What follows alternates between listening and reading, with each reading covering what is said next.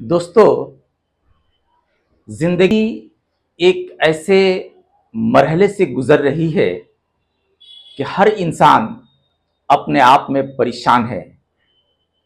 آخر یہ بڑھتی ہوئی پریشانیاں انسان کو کیوں گھیری ہوئی ہیں؟ کیا ان پریشانیوں سے ہم نکل سکتے ہیں؟ کیا ان مشکلات سے ہم آگے جا سکتے ہیں؟ کیا ہم ایک ایسے منزل کی طرف قدم بڑھا سکتے ہیں جہاں ان مشکلوں کا سامنا نہیں کیا جا سکے؟ لیکن یہ سب ناممکن سی باتیں ہیں۔ زندگی ہے تو مشکلات ہیں، زندگی ہے تو مسئلے ہیں، زندگی ہے تو پریشانیاں ہیں، زندگی ہے تو تکالیف ہیں، اور ہم اس سے نجات نہیں پا سکتے ہیں۔ چاہے امیر ہو، چاہے غریب ہو، چاہے راجا ہو، چاہے پرجا ہو، کوئی بھی ہو، اس سے نجات نہیں پا سکتا ہے۔ دنیا کی بڑی سی بڑی طاقت بھی اس سے چھٹکارا نہیں پا سکتی ہے۔ نجات پانے کا صرف واحد راستہ ہے کہ انسان خدا کی طرف متوجہ ہو جائے، انسان روحانی طور پر اپنے آپ کو بلند و بالا تر کر لے۔ اگر آپ کی روحانیت موجود نہیں ہوگی، اگر آپ روحانیت کی طرف قدم نہیں بڑھائیں گے تو یقین مانیں آپ پریشان رہیں گے، آپ مشکلوں سے جوجھتے رہیں گے، اور زندگی کے ہر قدم پر آپ کو ایک نہ ایک مسئلہ آ کر کھڑا ہو جائے گا۔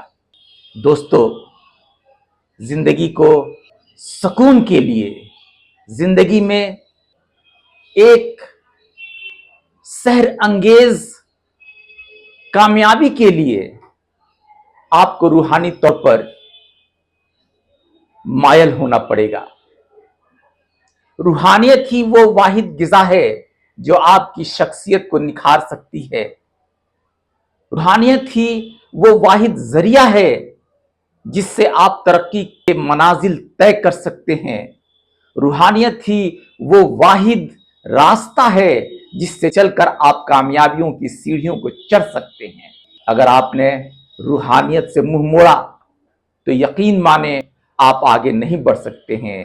آپ کے وجود کے اندر سکون و عافیت پیدا نہیں ہو سکتی ہے۔ اگر آپ یقین کی منزل کو طے کر لیں گے تو روحانیت آپ کو ساتھ دے گی۔ روحانیت حاصل کرنے کا واحد راستہ یہ ہے کہ آپ اللہ کی طرف رجوع ہو جائیں، اللہ سے لو لگائیں، اس کے محبوب سے محبت کریں، اور عشق ہی وہ واحد ذریعہ ہے جو آپ کو خدا تک رسائی پہنچائے گی۔